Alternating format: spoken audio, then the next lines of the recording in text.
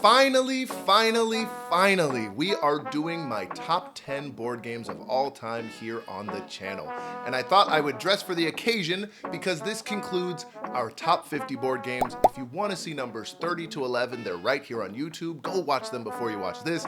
And if you want to see 50 to 31, they are Patreon exclusive to say thank you to all my awesome Patreon members. So here we go. Starting with number 10 right away is my comfort game, probably the most sentimental game on this list for me, and that is King Domino. I still have my original copy, hold please. My original copy of King Domino from 2016. This was a Spiel winner. This was shown to me and the Queen in a board game cafe in Victoria, British Columbia, before I was even into the hobby. And it really blew my mind, and I just play this so often on weeknights. It is a tile placement, open drafting, lightweight game, and it's designed by Bruno Cathala, who needs no introduction. And I think for me, this was my gateway game. I would call this game the game that really made me think, oh wow, board games are so different than what they used to be when I was growing up in the Clue and the Risk and the Monopoly days. And I just really thank it for bringing me into the hobby. I still have a great time playing it.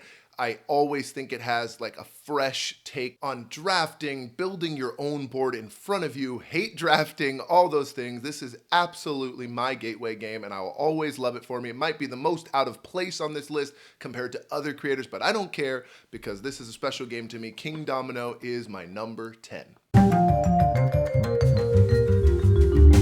My number 9 is Imhotep. We are builders in Egypt trying to emulate the first and best known architect there is, named Imhotep. And this is designed by Phil Walker Harding, and I personally think this is PWH at his best. Praise be, great designer, love him, but this is really everything that I love about him. It's introductory, it's very welcoming game. There's a little bit of conflict, there's his cool little scoring and racing for objectives, and timing is very important. That's something that's very much a signature of his design, and it just does it all in such a cool package, and I always will love it for that, especially because of the mini games. There are 5 different sites that you'll be sending these ships to, and each one is a different scoring minigame. Some give you cards, some are endgame scoring, some are immediate scoring, some you want to get an area majority. There's a lot of different stuff there. It's like the temple, the burial chamber, the pyramid, and honestly, the components of this game really shine for me.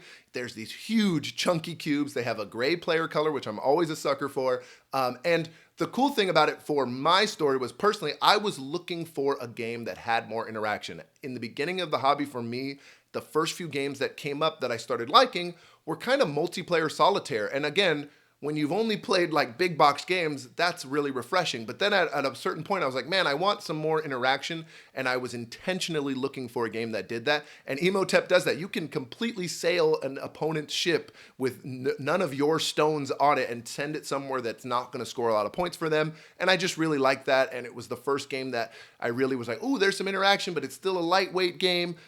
Yeah, that just really is a big one for me. I love the replayability. There's different sides of each of these sites that just score a little bit differently, so it keeps it fresh. It's great on Board Game Arena. Imhotep, 4-player, PWH, that is my number 9. Number 8 is Sagrada. This is a close second for my comfort games right after King Domino. I think it just has a little more going on, which is why it edges it out in the top 10 here. But it is a dice placement game with the most colorful little dice you'll ever see, and you'll be doing a snake draft around the table and placing them into your puzzle. It is a very restrictive placement. You can't put same colors next to same colors. You can't put same numbers next to same numbers. There are public objectives, private objectives, and just all of that makes a very restrictive puzzle. And this game taught me that, whoa, that is something I really like. I love trying to make the best possible decision I can within the confines of the rules of the game. And that's just something that shines in the games that I really, really like. I like to liken this to, I don't really love open world games. I don't want to go out and make a bunch of different decisions. I want to do the best with a small frame of decisions and beat my opponents with that. That being said, it's very, very multiplayer solitaire, very chill. Like I said, a comfort game for me. I will say that the 5 to 6 player expansion is extremely essential. It is one of those things where if you've only played the base game or the app, which is great, I think it's a great offline airplane app, but it doesn't have the 5 to 6 player expansion, which you don't need to play 5 or 6. That's a lot. But what it adds that is crucial, in my opinion, and why I love it, is the private dice pools are great to help mitigate some of that luck, as well as the private objectives are a lot better in the 5 to 6 player expansion. I also have a couple more. I really like the Glory expansion too, but Sagrada, with all of its things, I just love it. It has just stayed around. It is tried and true, and it has shown me again that I adore games that I can introduce to non-gamers and also gamers. Like people, I've played this just recently at a game group, and it was all like sweaty, serious gamers, and we had a great time. I've also played this with family members who have not played a lot of board games, so it's just perfect for that. It's beautiful, it's inviting, it makes me want to go to Spain. I love Sagrada, my number 8. All right, my number 7 is Viticulture Essential Edition. This is a thematic Euro worker placement game where you have inherited a winery in Tuscany. There's a couple things that make it special. I think for me personally, first and foremost, this is the heaviest game that my wife, the Queen, she enjoys. She loves this game, and I really like it at 2 players. We've played it a lot, and I think what makes it shine for a lot of people, including us, is that it's procedural in the best way possible. Like, you have to plant the vines, then harvest them, then crush the grape, then you have to put them in your cellar, then you sell it. And that just makes sense, and games that make sense like that are just more approachable. The theme really, really works, where the mechanics are pretty much worker placement, couple action cards and stuff like that. But when you put it all together, Jamie Stagmeyer just did a great job with the design for this. I also really love the components, the little glass beads, and also we have the metal coins, which is great. I think that really helps with all the wood, and it just feels good to play. I also like the automa, which is funny because this game is the game where the word automa comes from. So the solo mode, the Automa Factory, they came up with the name because this game was set in Italy, and I believe that automa is Italian for robot. So that's really just a fun fact for you there too. I love that about it. I will say you definitely want to check out the More Visitors expansion. I do have that. It's a bunch of cards that Uwe Rosenberg co-designed, and they throw those in there for the visitor cards, and that really helps things out, give you a lot more variety and replayability. We also like to house rule. I learned this from the Brothers Murph. You want to just take the top 2 cards and pick one for green cards, and even purple cards you can do. We do that with the vines, and that really helps out. If you have someone who's like, this game's too lucky with the cards, that's a big thing. But I will also say, we love the theme. I think, like, love Italy, huge wine drinker. We live in wine country, so I think just all of that evokes a lot for me personally. I have not even tried the Tuscany edition or Viticulture World, which is co-op, and I still love this game. It's still my number 7, which is Viticulture Essential Edition. All right, my number 6 is probably the most divisive game on my list, and I'm clearly on the absolutely love side, and that is Challengers. This is a tournament-style deck-building game for up to 8 players, and I just really, really love this game. The gameplay is actually like War, where you'll be flipping cards from your deck and seeing who wins. You kind of capture a flag. There's a bunch of other little things added in, but especially this bench mechanic where the cards that get defeated, they go to a bench and you only have 6 slots. So if you ever get more than 6, if a 7th card were to go there, you lose. So you have to manage that as well. And so again, like I said, I've watched entire videos where people are just completely just hating on this game, and I just have to say, number one, people say that it's super lucky, and there's plenty of forums out there completely disputing this, and people who play it really, really competitively. You can go read those on BGG. But I wanted to just interrogate, why do I love this game so much? And I think it came down to 2 things specifically, my previous loves before I got into board games, and those are video games and TCG. So with TCG specifically, when I was 12 years old, me and my buddy Peter would go to the game shop and we would do like a Yu-Gi-Oh tournament with strangers. And in this game, you literally have to get up off the table and go play a different opponent, especially if you play 8. If you get the 2 versions of the game, Beach Cup is a sequel, you can play a 16-player tournament, and there's just no other game in my collection or that I've even heard of that kind of emulates that feeling of playing a trading card game tournament, and I just love it. And you're going to be editing your deck over 7 rounds, making it better, leaning it out, which I really, really enjoy doing that from, again, my TCG days. I love maximizing and making my deck more efficient. You're making less decisions because you're just flipping from the top of the deck, but you still are creating a more efficient deck. And then for video games, the auto battler genre is huge, but for me, I love roguelike. And you go on a run and you see how far you can go and you make some decisions and you might just get RNG might ruin you, you might lose. And I'm okay with that. I think I just want to run it back. I want to try a different deck. I want to try the vendor strategy and I want to try the stable boy strategy in this game and see how it works. I think what people get hung up on in challengers is that they want to be able to make the right decision and it work out for you. And in this game, sometimes you make the right decision and it doesn't work out for you. And for me, that's okay, because I also love being able to make the wrong decision, going a little risky, low percent chance, and yet it works out huge and you get that perfect card that comes out. And I just love that high risk, high reward gameplay when it comes to challengers. And so it's my number 6 and I love this game. I've loved it more and more the more I play it. I wonder where it'll be in the future, but right now I just can't get enough of challengers.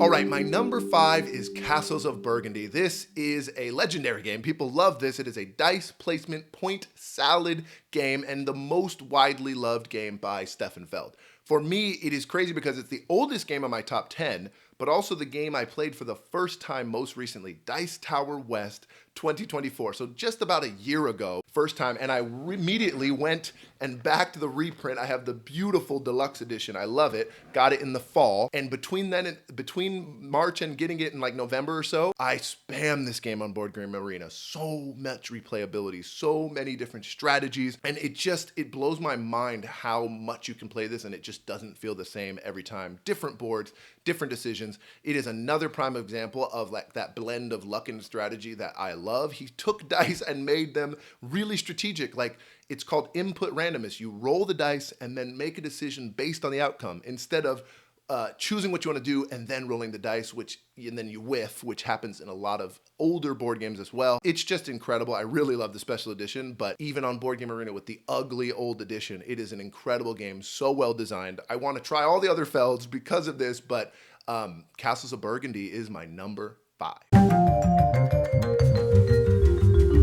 My number 4 game is Res Arcana. This is a generic fantasy, streamlined tableau builder, engine builder that was designed by Tom Lehman, famous for Race for the Galaxy. And I have just loved this game ever since the first time I played it. It is extremely tight resource management game as well. You've got all these resources and cards that generate them, and you need to trade cards for all of them, and you are just racing to 10 points. And some of the combinations that come out from your very small deck of 8 cards are just so satisfying, and just having that efficiency puzzle and the tension of racing your opponent. There's a little bit of interaction, but not a ton.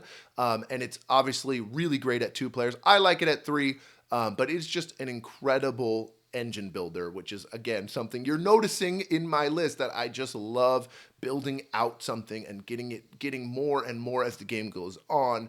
And then with the race part, it just adds this extra element when it comes to Res Arcana. This is another game that I am always in a game of on Board Game Arena. I just cannot get enough of it. I love it in person way more. I have sleeved my entire game. I've got all the expansions in there, including the new duo mode. I put the new cards in there. I just love the way it looks. I love the way it feels. It is just a great, great board game. And what has surprised me the most is how many different types of gamers this game hits for. And so for me, it's right up my alley in every way. I love fantasy, I love engine building, but for that fact, I've just been so excited to see how many other people share the love of Res Arcana with me.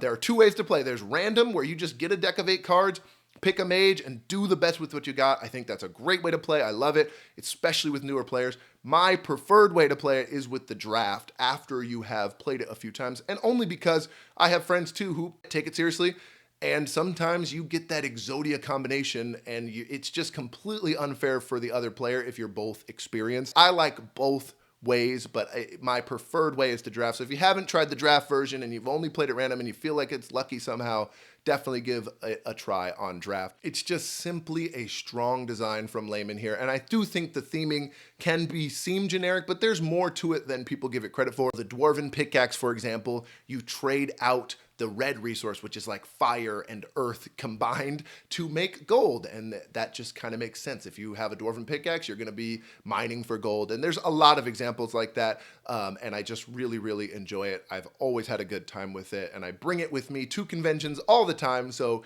if you see me at one, we can play some Res Arcana, my number 4.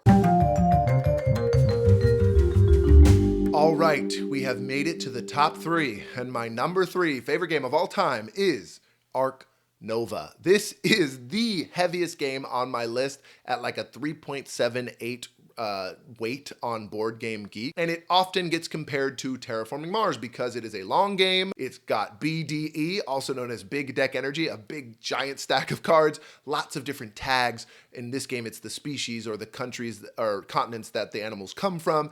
But for me, the animal theme, I think, really carries this game. Zoo and conservation themed. I really love it because last year I played TM and Arc Nova back to back on a Friday and a Saturday. Both games took about 3.5 hours each at 3 players. And for whatever reason, Terraforming Mars felt long and tedious to me, and Arc Nova felt incredible to me. And so I think it's all the different mechanics that this game puts together. A lot of them were fresh and innovative for me in the first time I played them. Even though, again, they kind of got picked from other games, and he kind of put these all together as a first design, by the way. Incredible designer here, Matthias Wiggy. The action selection is just so cool. You are literally have 5 cards. They're 5 different actions. Everyone has the same. Animals has to start at 1. When you take an action, that card goes down to the bottom and everything else gets slid up. And so if you wait to use an action, you can get it at its most powerful at 5. And when do you use an action a little slower? There's a lot of tactical play when it comes to Arc Nova just based on this action selection. But beyond that, it's got hex tiles where you're building them out on your map to put your animals in enclosures while also being mostly a card game. It also has the 2 tracks, appeal and conservation, and when they cross, that's what ends the game. And again, that comes from another board game, but I really, really love it currently in this game. And it also incentivizes you to do the more conservation-focused actions like zoos really should do in real life. Love that. This is another game I am constantly playing on Board Game Arena. I can't get enough of it there. It is actually the highest game and the only game on my top 10 that I do not own. I play this mostly with my friends' copies, but also on Board Game Arena. It is just so great. There's such a high level of competitiveness to this game. If you dismiss this for a big deck of randomness, you should really go to some forums, listen to some podcasts, watch some competitive players play this. Like the elos online on BGA, the high ranked players are actually insane on Arc Nova, and I've learned a lot from just listening to people who love Arc Nova. It's an incredible game. I keep coming back to it. Different strategies every time. I really enjoy the expansion. It is a lovely game, and again, the heaviest game that I thoroughly enjoy at the moment that I would put on my top 10, and that is Arc Nova. All right, my number 2 favorite game of all time is Marvel Champions, the card game. This is a Marvel Comics themed cooperative game that is actually challenging. It requires a lot of strategy and optimal play to win the game, and that really drew me in at first. I had a smallish collection when I got this game, and shout out to a worker at Gone Guy Games who really helped me pick this game as one of my early purchases, and it was my first solo game, and I really, really enjoy it. I think it's great at all player counts. I love it solo the most, but even at 4 player, even though it's long, like it's just so fun, especially if you get into the thematics. If you're all playing X-Men and, fighting Magneto or the Sentinels, it's so incredible. If you love the comics theme, you gotta try it out. If you don't, I will say this game is in the series of LCGs, Living Card Games, Arkham Horror and Lord of the Rings, the card game. I have not played either, but both games are very similar mechanics, and a lot of people, the general consensus is that Marvel Champions has kind of streamlined the mechanics. Doesn't have as much story, not much at all. If you want the story stuff, go for the other games, but that's why I really, really enjoy it, is I love the mechanics, I love the Marvel comics, I love the decision of which cards to use. Every card is a resource. You have to spend it to play other cards. It feels like you're playing Magic the Gathering, but you're against a villain deck that does incredible different things. Again, I kind of buy it a la carte. I do not buy everything. There have been 9 waves of like 4+ heroes each. It just released their 8th campaign box, which is Agents of S.H.I.E.L.D. with like Nick Fury and stuff, which is cool. I just buy the heroes I like. Like I loved buying the Sinister Motives box, which was all of like the Spider-Verse characters like Miles Morales and stuff. So that was really cool. And it's just one of those games that I just keep coming back to. If I have a half hour, I'm going to sit down and play a game of Marvel Champions. I have about 3 campaign boxes I have not got through yet, so I'm working through those. And I just keep pulling it out. I've sleeved it all. It's ridiculous. I love this game. But it is my second favorite game of all time, so that warrants it. Marvel Champions, the card game. All right, we've made it to my number 1, and I'm talking a little fast because, of course, my camera is about to die. But my number 1 game, I'm leaving you hanging here because if you watch the channel at all, if you follow me on Instagram, you probably know what has not been mentioned. There's a little bit of hint here. My number 1 is Wingspan. I have been enamored with this game since the very first play of it, and it has just not lost its luster for me. And personally, my story with this game is that during the COVID pandemic, I discovered 2 hobbies that kind of took over my life, and those are board games and bird watching, both of which are analog, allow me to unplug. One allows me to connect with nature, one allows me to connect with others and be social and play with them, even though I play solo games now. And Wingspan is just a blend of both of those, and I can't get enough of it. The feelings I get when I play this game, the nature it evokes, the peace, when I play it solo, when I play it 2-player, even if I play it 7-player flock mode, if I play it digital, if I play it in real life, I love it every single time. I obviously prefer to play all the stuff in this big box. I have every expansion and the Jade Stone Egg. I really love playing it that way, but I do enjoy it every single time because the mechanics are so solid. This is not a baby game. Like people will say this all the time. Watch the Mandy Patinkin video. He'll tell you otherwise. He could not even understand this game. But Elizabeth Hargrave did so good with the mechanics here. It is everything that I love in the game. Tableau building, engine building, hand management, card drafting, dice drafting. You have less turns as the game goes on and more restricted, but those turns are more impactful, all of which come together to make the perfect game for me. And yet the sequels of this game, they're missing 1 or 2 of those elements that make this one still the OG, the best one for me. And on top of that, the theme obviously is very strong for me. I love the bird theme. I love the nature. Elizabeth Hargrave said she was tired of city building. For me, I don't care about space. I don't care about World War II. I don't care about trains. I don't care about colonization. I love birds. I love nature. And so this game gives me all of that in there. And it is terribly thematic. I'll debate with anybody in the forums. Like for me, I'll just give one example. I always give the brown-headed cowbird. This is a card in the game. It is a pink power, meaning it only activates in between turns. Most birds in the game have a nest with a few egg slots that it can. The brown-headed cowbird does not, because in real life, it only lays eggs in other birds' nests. It is called a brood parasite, and it exhibits mafia behavior and actually will exploit those birds to make sure that they raise its eggs. And it's put on a card basically with how the mechanics work. Don't get me started about bird mechanics. It's just I'm too excited. Legitimately, that's one example of so many that are in this game. And then I'll also just say that I am talking about this complete package. Now, you don't need the nesting box in every expansion, but one of the critiques of the game is that the base game is lacking. And I'm not talking about just the base game. I do play it on Board Game Arena, and I am missing the European expansion for all the new birds and all the fun powers that they put in there. I'm also sorely missing the Oceania expansion, which adds a board that gives you a lot more player agency and adds these nectar tokens that are like a wild food resource, which again, the biggest critique that's levied against the game is the dice tray and the randomness that comes with that, and the nectar just completely eliminates that, gets the game going a little faster, gets your engine going a little faster. So if you haven't tried any of the expansions, I really recommend it. And this is me not even mentioning how much I love the production. Stonemaier Games, just the base game, not even with all the fancy stuff I have. The eggs and the trays and the player boards and the art, all so incredible, and I want to give it a shout out for that. But all of these things combine to make the perfect game for me, and it is my all-time favorite game for now. I can't wait to see how I'll feel in a year when I do this ranking again, but as of now, my favorite game of all time is Wingspan. Thank you so much for watching. If you're new here, please leave a like. If you want to watch more of this, if you got anything out of that, hit subscribe. I've got lots more content coming in 2025. If you love any of these games, if you hate any of these games, please leave a comment. Let's keep the discussion going down below. And finally, if you want some more exclusive content like seeing numbers 50 to 31, a bunch of monthly newsletters, all this stuff, check me out on Patreon. And I want to say a major thank you to all my patrons, especially my newest patron, Board Game Safari. far. I really appreciate you. Gave me a spark to motivate me to dress up and do this video today because I've been putting it off. So thank you so much, and I will see you all in the next one.